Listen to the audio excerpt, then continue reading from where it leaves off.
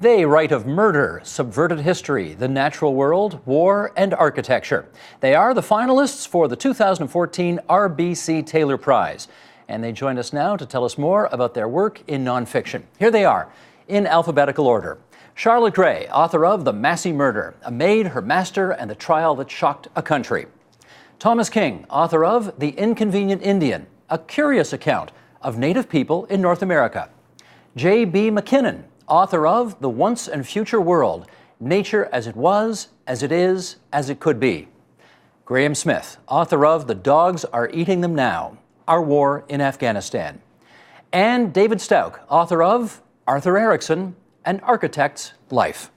And it's so great, for the fifth year in a row that we've had the nominated authors from what was then the Charles Taylor Prize, now the RBC Taylor Prize, into our studio to talk about your work and writing, etc., etc. And we do this little awkward thing off the top here, because as we sit here taping this, you have all been nominated, but I assume nobody knows who's won, right? Nobody knows who's won. By the time this airs, one of you will have actually won the prize. So we just put that on the record in the interest of full disclosure, because we wanted to do this before you all scattered after the prize was awarded and gone off to your various far-flung places, because we're happy to have you all together here. So let's find out more about your books. Charlotte Gray, who is the Massie who was murdered in your pages? Bert Massie, who was a member of the famous Massie family, Massie Harris, Massie Ferguson. The Massies were the biggest manufacturer of agricultural implements in the British Empire 100 years ago. But Bert Massie came from a branch that had been shunted aside, but he was the murdered man. And we know early in the book who done it. So what's the mystery? We do know that he was shot by his 18-year-old domestic servant, Carrie Davis, and there are eyewitnesses, and she says she did it because he tried to ruin me. So there's the whole strain of he tried to ruin me. What did he do? But what the interest is that, for me, this true crime was a window into a period that's not very often written about in Canadian history, the home front during the First World War. What was it happening when, in fact, an extraordinary number of young men crossed the Atlantic and to fight in Europe? And during their absence, Canada changed dramatically, and I'm tracing those changes. Who's on your pin? Ella Fitzgerald. And why is Ella Fitzgerald on your body right now? Because she's bringing me good luck. And has nothing to do with the book? Absolutely nothing, except she's another woman who faced down a lot of prejudice. Gotcha. One of the things I really liked about your book was the fact that you learn a lot, not just about this particular crime, but you learn a lot about the city, Ontario's capital city of 100 years ago, which was so different. I mean, night and day doesn't begin to describe the differences. Tell us about Toronto of 100 years ago. Toronto of 100 years ago was an extraordinarily British city and also an extraordinarily stuffy city. It had a borrowed class system from Britain. It was 85% British. Many of the people who lived here had actually been born in Britain. And it was just emerging as a 20th century city. It would become wealthy and become the city we know today, and a very multicultural city. But at the beginning of the 20th century, my gosh, it was boring. You have dedicated your book to George. Is it the George I think it is? It's my husband. Now, how many books have you written? This is the 9th. And how many have you dedicated to George? It just was his turn again. He hasn't had a book for a while. Are you telling me you've written 8 books without dedicating them to your husband, George, and you finally got around to it on the 9th? Actually, I can't even remember who gets the dedications, because usually I say to my family members, can I dedicate my book to you? And they say, sure. Why? Can I have the royalties? Okay, royalties is a good topic, and we're going to come back to that later. Okay, thank you, Charlotte, for getting us started. Thomas King, ready to go here? Absolutely. You've called your book a curious account of Native people in North America. Why curious? Well, I had it as a curious history of Native people in North America, and my second son, who's finishing a PhD at Stanford, said, if you're going to call it a history, you're going to have footnotes. And I said, okay, footnotes are out. I'll have to figure out another word for it. And so account became the term du jour. Okay, I get account, but why a curious account as opposed to a... Because it is a curious account, a curious history. If you look at the whole of Native history in North America, I think you have to sort of scratch your head and wonder why things started out as they did. Political decisions, for instance, that had an effect on Native people, and why after all those trials and errors of failed policies, they would keep doing it over and over and over again. I think one of the definitions of insanity is to do a thing over and over again and expect different results. And really, in part, that's what the history of Native policy in both countries is, and continues to be. Canada and the United States. Yes, yeah. The book does chronicle 500 years of terrible relations between Indigenous Canadians, Indigenous people, and the governments of the countries they were living in. But it's also funny in spots. Do you find it odd to try to mix that terrible story with your very quirky sense of humor? No, it's one of those things. If you have to deal, my idea is if you have to deal with tragedy, if you have to deal with serious issues, one of the ways I deal with it is to add a little bit of comedy in there. I think it sharpens the sorrow. I think that tragedy sharpens the humor. So I think they play off of each other. I don't think that I could have told that story, the story of Native people in North America, just straight as a tragedy. I mean, there are certainly a great many tragic elements in it. There are also many comic elements in it. Sometimes the comedy is like, did they really do that? Come on, guys. But I think it's important to have those moments where the reader can sort of have a good chuckle at, the kinds of policies that people came up with. I mean, that whole thing about taking children out of their homes and sticking them in residential schools because it would be better for them and it would allow them to assimilate, on the one hand, is tragic as hell, and especially the consequences are. On the other hand, it's almost satiric that anybody would come up with that plan in the first place. I mean, if I came into Toronto and said, look, we're going to take all the non-native kids and we're going to move them out to Saskatchewan. They're not going to see their families again. We're going to teach them how to speak Cree. You'd have everybody up with pitchforks and you wouldn't have a bunch of people sitting around a council meeting saying, hey, that's a great idea. That's a great, no, you wouldn't. Yeah. Right. Well, you write about 3 types of Indians. Yeah. Dead, live, and legal. Yeah. Dare I ask which one you are? Oh, I'm live. I'm live. I'm not legal, and You're I'm not legal, dead yet. Why? Not dead yet. You say you're not legal. No, not legal. That is one of those comic elements in the history of Native people. There are status Indians in Canada and non-status Indians in Canada. And because I'm Cherokee and wasn't born in Canada, my tribe is not from Canada. I can never be a status Indian. I can't be a legal Indian. So legally, I can't live on a reserve, for instance. I can't vote in band councils, even if another nation adopted me, which they have. I still can't. I don't have those privileges. So there's a fine distinction among Indians in Canada between those who are legal, those who are treaty Indians, basically, and those who are not. Like Charlotte, you wear that little snowflake, the Order of Canada. Yes, I do. Are there some people in the Indigenous world who don't like the fact that you're wearing really a medal that represents, in some respects, a country they're at war with in some ways? No, I think probably they think it's a good idea that they have some support at that level. No one's ever said to me, I shouldn't be wearing that. I also wear a turtle.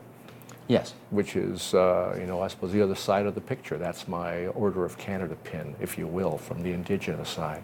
So they can cohabitate. It's just that we need people of good sense to come to the fore, and we really haven't had that so far. That's a nice metaphor. Let me ask you about the dedication of your book, which is to, quote, the grandchildren I will not see. Right. What does that mean? Right. Well, basically, the reason I wrote this book was because when I was teaching Native history and Native literature, there really wasn't a book that I could use that would do the job. There were good books on the market that would do it in bits and pieces, but nothing that would give you a sort of an overview of that, to give you a sense of that history.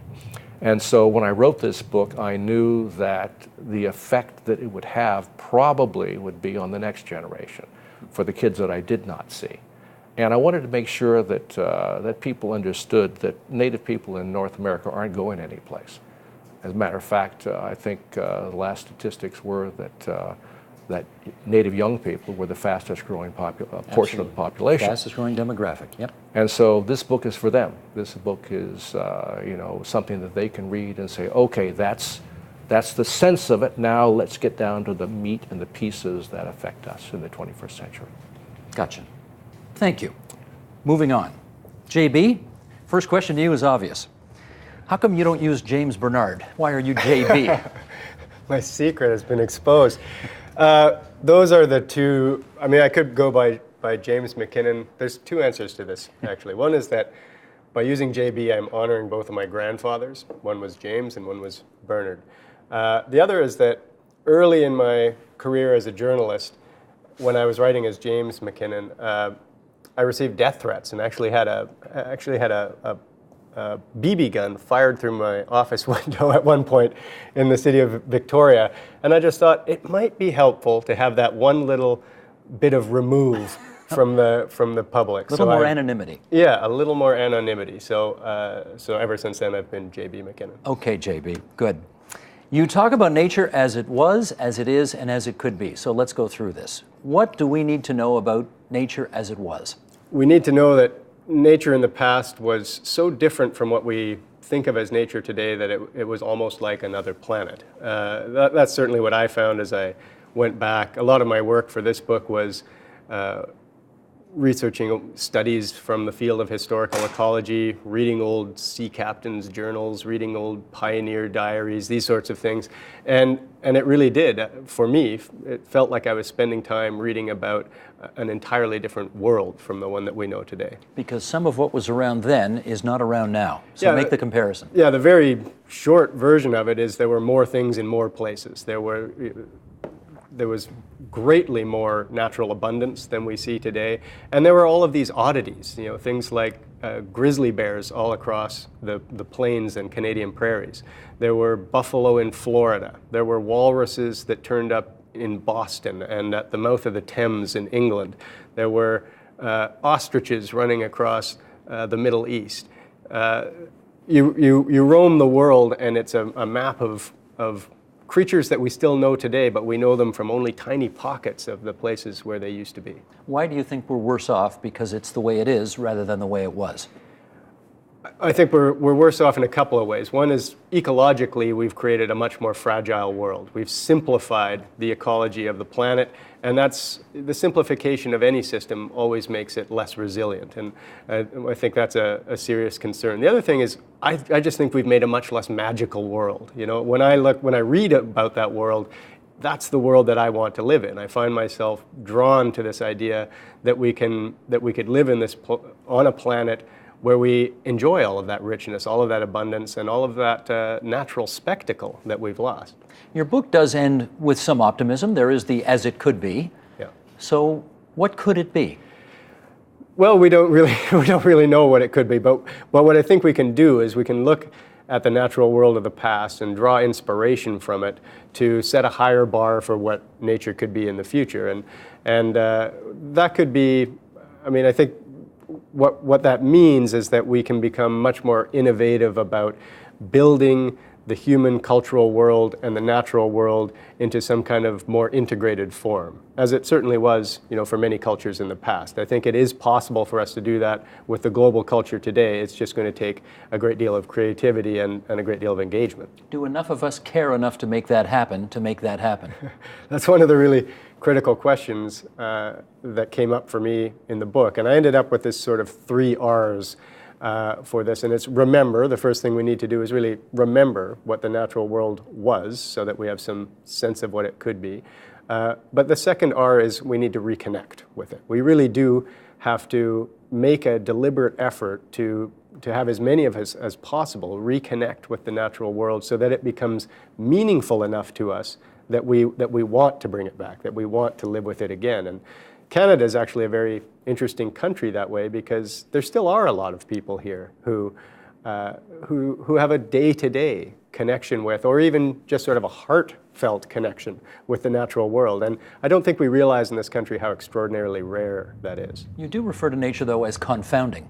What's confounding about it? It is confounding. It's very difficult to decide what nature, to pick some point in time or to pick some version of nature from the past and say, this is precisely what nature ought to be. Nature itself is constantly in change. Our relationships to nature have been changing through time.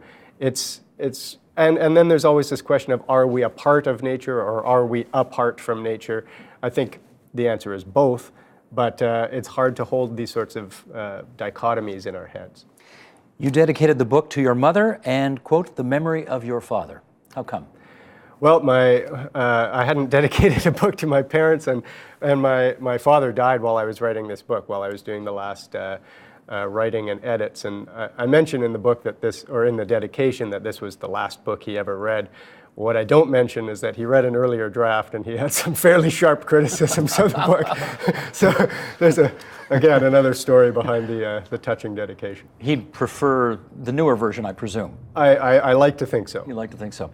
Last question for you. You won the Taylor Prize already, right? In 2006? That's right. So don't you think it's time to give somebody else a chance? Absolutely. Gang, he's taking himself out of the mix. Okay, we're down to four. Down to four. Okay, thank you, JB. Graham, your first line of your book has been oft quoted, probably because it's a good place to start. And the first line is, "We lost the war in southern Afghanistan and it broke my heart." Why do you think we lost the war there? Well, that part is easy to explain.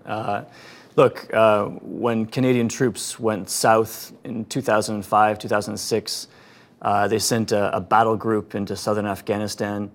And, we had various ways of explaining what they were doing there, but what it boiled down to was peace and stability. We were, trying to extend the reach of the Karzai government out into the districts and trying to, reduce the levels of mayhem and craziness. And today, sadly, there's a lot more mayhem, a lot more craziness. It is harder for aid agencies to reach out into the furthest districts of southern Afghanistan today than it was. When I first went there in 2005, I drove wearing, white guy clothing, and it wasn't a problem. I could drive from Kabul, the capital, down to Kandahar in the south, and it was a beautiful scenic journey, 6 hours along the main highway. And nowadays, that would be suicidal. Still today, it's an inferno down there, and the war is growing even as we're leaving. The metaphor you used is kicking a hornet's nest. Explain why that's the right metaphor. Well, it's funny, it's just like Mr. King, I try to include a little bit of dark humor, and I think it's a good way to approach these things, because if you don't laugh, you'll cry, I think.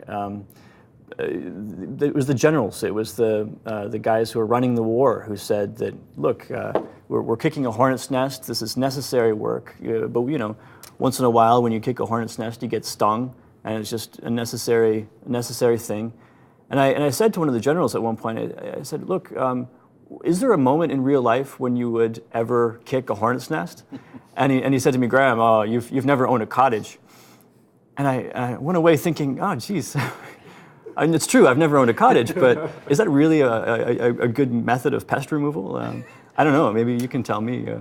We do have a cottage in the family, and I know enough not to kick a hornet's nest. Right, because, then you have an angry swarm. And potentially. And still today, in the south, you have this really angry swarm. There's a lot of unfinished business left down there in Kandahar. You've heard this before, and we've had people on this program before who really disagree quite dramatically with the way you've characterized it. They think you're overly sour on Canada's participation. They think that we have achieved actually a lot and that you don't recognize it, that you're too tough on our story over there. To which you say what? Well, they should come on over. I have a guest bedroom at my house in Kabul. They're always welcome to come and see it for themselves. These are people who've been there. Sure, and they should keep coming back. The story is not over in Afghanistan. There's still a lot to be told. It's a chaotic place. Lots of people disagree vehemently. The guys who are coming through my guest bedroom these days are journalists and researchers, And we have arguments late into the night around the dinner table about what's actually going on over there. So it's it's never a simple story in a war zone, but there are some things that are pretty straightforward. We have pretty good ways of counting the things that go bang. We know how many suicide bombings there have been. We know how many assassinations. And we know those things keep setting new records. So I think their point is that there have been successes, but you don't write about them enough or acknowledge them enough. Well, I mean, fair to say? I don't try to diminish that at all. I'm still there working for a think tank, advocating that Canada stay involved and continue pouring millions of dollars into the effort. So I'm obviously not I'm not sour on the whole project. Otherwise, I wouldn't be there risking my life. That actually dovetails nicely to my next question, because I think most of us around this table, in the course of doing our daily jobs, don't run the risk of being killed, but you have been. Could you share some of the details of the close calls that you've had along the way? Well, sure. As I think I've told you before, I've been bombed, shot at, rocketed, mortared, RPG'd, rocked by a suicide bomber, chased through the streets of Kandahar City. And I think probably the most dangerous times for me are times when I have no idea what's going on because I'm a stupid foreigner and I don't pick up on some of the cues. If someone is on the verge of wanting to kidnap me, I don't really know. Why is this story important enough to risk your life in a very real way for? Well, I'm not the only guy, obviously. I mean, Canadian soldiers were down there risking their lives. You carry a gun when you're there? No. Right, No. so they have a little bit of an advantage over you. Well, they're marked as targets as well. They don't have the luxury like I do of growing a big bushy beard and putting on local clothing and sort of blending in. Having said that, is the story worth dying for?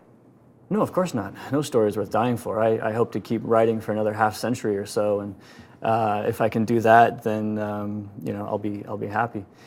No, I mean, I actually, the book is full of crazy stuff I did that I'll never do again. I mean, like with a bit of luck. Such as? Well, traveling independently around the border areas in a beat-up Toyota Corolla was probably not the smartest thing in the world. I actually, frankly, pretty much all the stuff in the book was kind of stupid. And nowadays I've stepped back from that a bit. I sit most of the time in Kabul. I do a little bit of field work, but I do it very carefully. And one of the great things about being sort of a researcher or an analyst is that there's actually no value for me in running off and seeing a battle. If I get caught in a firefight, I'm actually not doing my job right. Whereas, if you're shooting photographs and stuff, you have to be right up on the front lines. When do you head back? I'll be back in a few days. You dedicated the book to your sister. Yeah. How come? Well, Caitlin is a fabulous music composer, and she kept me sane through the years. Staying in touch, and she now lives in Vienna with her husband, and I go see her occasionally still. Nice.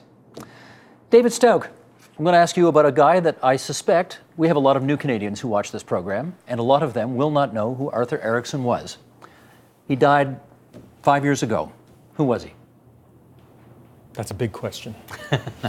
You needed Having 400 finished this pages book, to tell us, that's actually. right. Yeah. I would have to say he was everything. Well, he was an architect from Vancouver, and he started out, he started out as a painter under the influence of Lawrence Harris, who was... Group of Seven. Group of Seven, and Lawrence Harris was a friend of his mother's and father's. And then he was drafted into the Second World War, where he survived. In fact, he did very well. He was very lucky in the Second World War because he went as a translator because he learned Japanese, and so he didn't see action. And but what happened was, of course, he was infected by the love of travel and foreign cultures, and that became a huge part of his career. What happened to his dad in the First World War?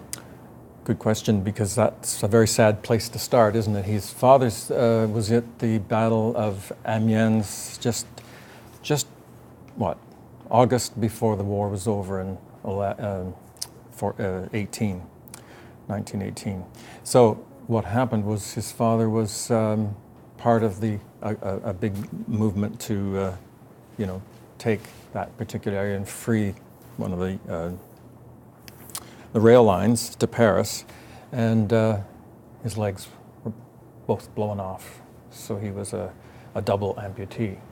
He was almost left there to bleed out and die. That's right, exactly. How was he saved? Well, that's... Am I giving too much of the story away Well, that's here? a trick question, isn't it? Because there's the family story, which is a very romantic one, because apparently he'd been dancing with a certain young lady the night before, a nurse, and when they were looking at going through the field and finding all these bodies, the people that had been killed, she noticed this man, and they brought him. She insisted he be brought into a tent for treatment to save his life. That's the family story, and she became she was a nurse who became a family friend. I had no reason, but for some reason I was going to say to doubt it, and yet I thought, well, I'll just check a few details, and then I found that wasn't really possible in terms of military records. Everything about the weather that was described, all the descriptions, they didn't fit. But he lost his legs, and that's certainly the story. So one of our greatest architects ever came that close to not being. That's right. Because his old man almost didn't make it out of the war. That's right. Yeah. Can you give us some examples of Arthur Erickson work that we would know? Well, you should know here in Toronto, Roy Thompson Hall, of course, and a couple of subway stations. Yorkdale subway station, Eglinton subway station. There's there's a very, what is it, down on the waterfront, that complex where he has all those roof gardens, the green roofs. Queens Quay Terminal? Is that him? No. No? Oh, I think it is. Okay. How about in Washington? There's the Chancery in Washington. How about Vancouver? How about Vancouver? Because that's where it really all happened. Okay. The big three, of course, are Simon Fraser University and the law courts downtown, Robson Square, and probably his most perfect piece of architecture, the Museum of Anthropology at UBC. Despite all of his obvious accomplishments, did he die a rich man? You know the answer to that too, I do. don't you? That's why I'm asking. No, he was penniless. How he could lost that be? everything. He lost everything. His answer was that he was not cut out for business, and but it was more complicated than that. Of course, his partner, who was a interior designer, had a great appetite for luxury, and they moved to, and he also, this partner wanted to. He wanted them to move to Los Angeles because he felt he would have opportunities in his own field to, set his mark. And but it was party time down there, and they had a Maserati, they had a Lamborghini, they had all of this. The offices that Erickson had set up here in Toronto and in Vancouver were the money was all going down to Los Angeles, and it was being spent. You tell us in 400 pages about the amazing achievements of his life and why he was a larger-than-life figure, but do you think he led a good life? It's a very moral question, but it is a morality play in one sense. But I like to think of it instead as something of a Greek tragedy, because he had so much opportunity. He achieved so much. He was kind of a heroic figure in Canada back from the 60s until the end of the 80s. And then he lost it all. And there were two reasons for this. His relationship with Pierre Trudeau, I suppose, was the first reason. The competition was set for the Chancery down in Washington. That's our embassy. And Arthur Erickson entered the competition. He didn't place in the top 3. I'm not sure he placed in the top 5. Anyway, he He found, however, some good news because Pierre Trudeau said, well, I don't acknowledge the results of that competition, and it's yours. And this soured him, of course, the whole country against Arthur Erickson. Pierre Trudeau had played the Sun King, and this was his favorite. Other architects in Canada were incensed when that happened. So that was one, that's part of that. That's an important part of that story, and that's when he began his fall, shall we say, if we're going to see it as a Greek tragedy. Having said that, do you think Prime Minister Trudeau made the right decision in setting aside the results of the competition and picking him? Probably not, because that's not. I don't, in my opinion, and I think the majority of architecture critics do not feel that's a great building. I mean, it's a substantial building. The one in of course. Washington, you're saying? The one in Washington, but it's certainly far from his achievements here in Canada. You, unless I missed it, didn't dedicate the book to anybody, did you? No, there were too many people to dedicate it to. I had a lot of help for that book. You just don't write a book like that without scores of people giving you information. So better to not dedicate it to anyone than That's what I think. risk offending somebody by dedicating it to one person. That's right. Gotcha. Okay. Thank you for that, everybody. We now have a very good sense for our viewers who have not read your books about what they're about, and we hope that we've stimulated a little appetite that they might want to go out there and get them. That's the literature. Let's talk Turkey now. Let's talk business. You're all quite celebrated authors, and in other countries in this world, if you're a celebrated author, you're making a really good income. You can live as an author. And I want to know if you guys can. Charlotte. I wouldn't be able to support myself as an author without the man to whom I dedicated the book. The fact that George made a living was important. Yeah. I mean, I think most non-fiction writers and many fiction writers actually have to have a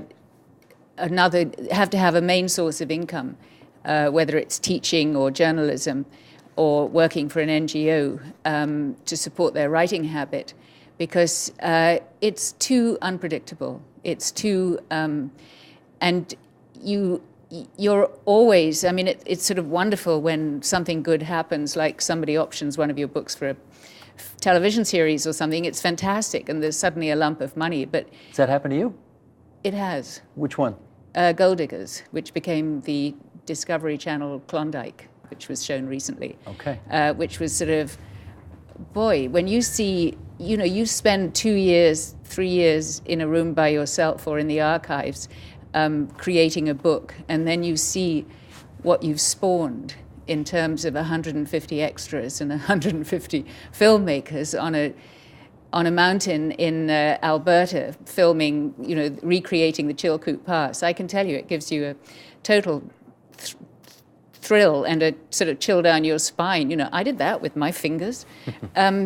But that was unpredictable. It was wonderful, and I'm not sure it'll ever happen again. And generally, I'm interested to hear what the others say about supporting themselves by writing, because particularly in Canada, if you're writing for a Canadian audience, which I am, because I love Canadian history, the market's too small.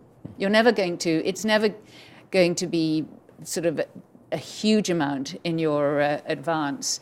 And if I am told by one more person how much J.K. Rowling's has earned, and boy, writers have it easy, I think I'll strangle them.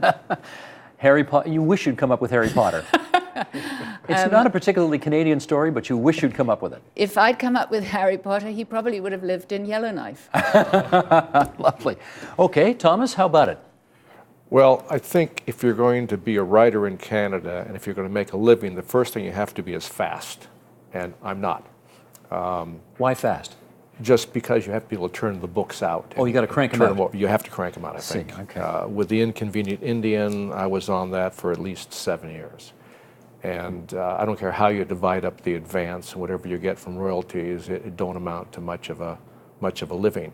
But having said that, I wouldn't want to write anyplace else. I like the fact that I can write about Canada. I like the fact that, you know, there is an audience in Canada that reads the books. It may not be large enough to support a great many writers for a living, but seems to be a nicer attitude towards writers in Canada than, let's say, in the U.S. But you do write about the American experience as well. So could you have sold some of these books in the States? I could, and I have. They haven't done nearly as well as they do in Canada. But there's, in even saying that, there's a different attitude towards the writers. I was just down in Uruguay. I went down there to meet with Eduardo Galeano, the major international writer. And we were waiting for him at this place called Café Brasilero, which is his favorite coffee house in Montevideo. And he came in the door, and we stood up to greet him. And as we stood up, the entire cafe stood up. And for the next half hour, he had to go around to the tables of people who were just a quiver with delight that Galeano had walked into the place. I've never seen anything like that. It's like a rock star. And a couple of us were talking about that. You know, if I go into the Bay, you know, nobody rushes up to me and shouts out, "King is here!" Well, we don't do it for authors. We do it for hockey players in We Canada. do it for hockey players. We do it for movie stars. We don't do it for writers. But in places like Uruguay and other places in the world, writers are a big deal. There are bookstores everywhere. Everybody reads. They're concerned about writing. Now, that's not a complaint about Canada particularly. It's just that, you know, in terms of making a living, I think, you know, that certainly is part of it. I do okay. I do all right, but I'm just too slow to really make a living at it. JB, how about you? I guess I always say about my writing world that it's a good life, but it's not a good living. And it really, that I think really does capture it for me. I mean, I have a great deal of independence in my life. I get to travel to interesting places. I get to meet and get to know a lot of really interesting people and explore ideas very deeply if I choose to do so. And at the end of the day, I have to live quite simply in order to do those things. And I am fairly fast, as Thomas was saying. I produce a fair bit of magazine work and things like this as I'm writing books in some cases. And but it's still, yeah, I mean, I really do have to live quite a simple life. This is your sole source of income, except for the odd magazine piece along the way? Yeah, I do. I live off writing. I'm that rare Canadian creature who lives off writing alone. Do your books sell in other countries besides Canada? Yeah, but to a limited extent. All of the books I've written have been sold in the U.S. and to a few other countries. But you know, it's by no means a great living. I have the conundrum also that I've published the 100-Mile Diet a few years ago, which was a fairly considerable bestseller in Canada and quite successful in the United States as well. I've had to sit people down and explain to them the economics of book publishing because there's an assumption now that I'm a millionaire essentially, and you know that I must have a giant home overlooking that I've bought one of Arthur Erickson's buildings, and you know, people can come on over anytime. But the economics of book publishing at this point in history are certainly not such that that's the case. So for the record, you're not a millionaire? I'm not a millionaire. You do not live in a mansion designed by Arthur Erickson? No, I'm a tenant in Vancouver in a ground floor apartment suite. Gotcha. David, how about you? Well, I haven't had to think about making my living at all on the books because it would have been impossible. I've worked 40 years at Simon Fraser University, and so this is something I do as an extra, and I'm retired. So This you did for fun, but yeah, it was university fun, life is where it's at for you in terms of the paycheck. That's right. Yeah. Got it. Graham, how about you? Well, I'm still not sure what I want to do when I grow up, and you guys are not really encouraging me very much, I gotta say. I work as a senior analyst for the International Crisis Group, which is a fantastic think tank, and I'm glad that they're giving me a day job for the moment. You worked for the Globe and Mail too, though. I did, yeah. I was a journalist for a dozen years. Decent paycheck there? Sure, yeah. Tough business, though, as you know, journalism. It's Indeed. Shrinking all the time. There is incredible competition for people's attention nowadays.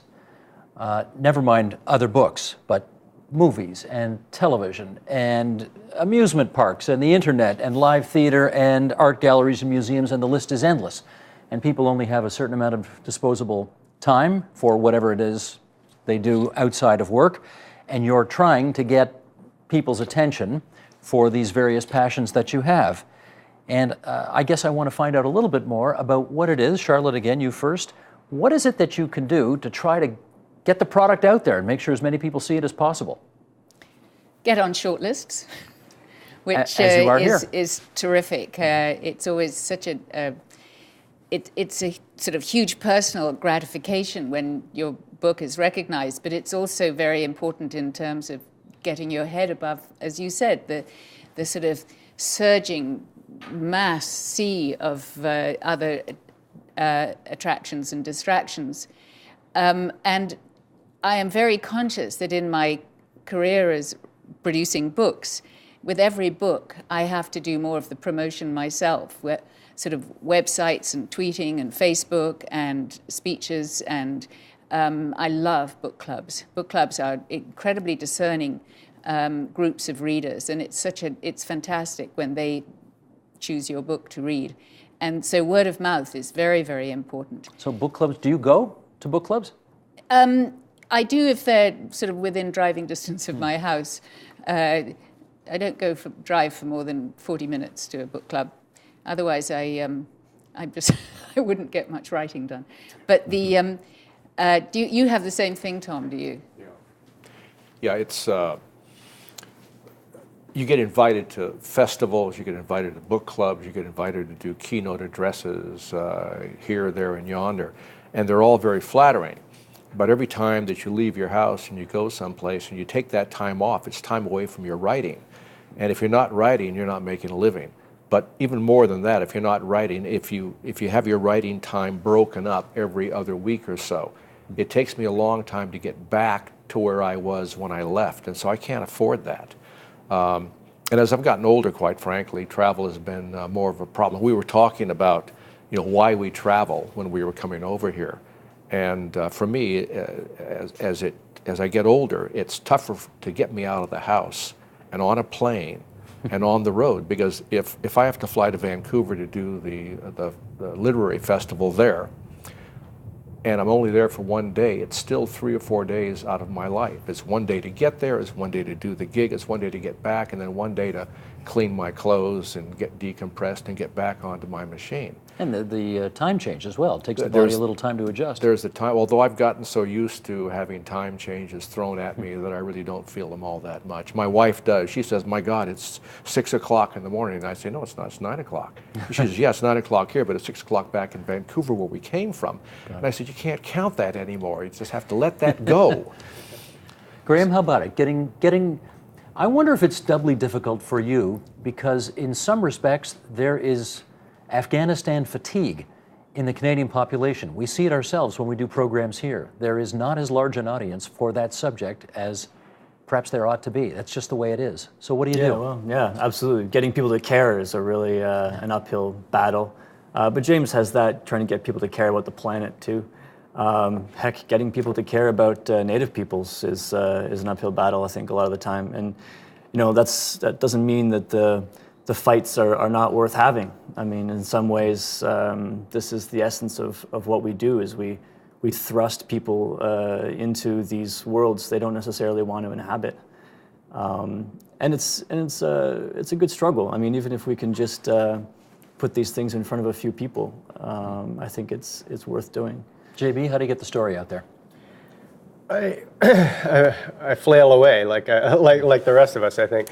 What I've noticed with this book is that there's this type of book that people think of as a book of ideas, and there's a particular way that people hope that a book of ideas will be launched at this point in history, and that's that you will write a book, and then once the book has been published, you will transform yourself into what they call a thought leader, right? And suddenly you're doing TED Talk type things, and you're on a speaking tour, and all of those sorts of things.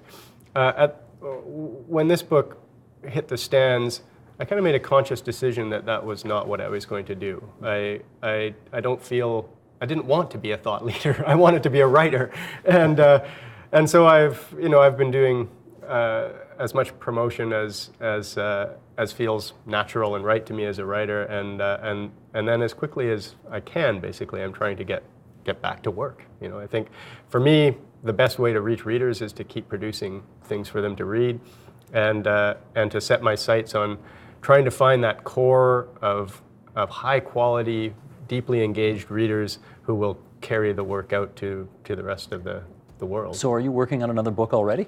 No, but I'm working on other essays and magazine pieces and so on. Gotcha. David, how much do your publisher or the publicists or the people who want to get your book out there, how much do they want you to embrace the new ways of doing that? Facebook, Twitter, social media. You get pressure to do that? Oh, I suppose a little, but you know, you're asking the wrong person in terms of. I'm in a funny situation with this book because Douglas and McIntyre, you know, went broke. Right. And so the book was there to be published. It was at the printers when this happened. And so then there was a long stretch of, you know, being in no man's land with that book, and then Howard White at Harbor Publishing bought the rights to most of the Douglas and McIntyre materials.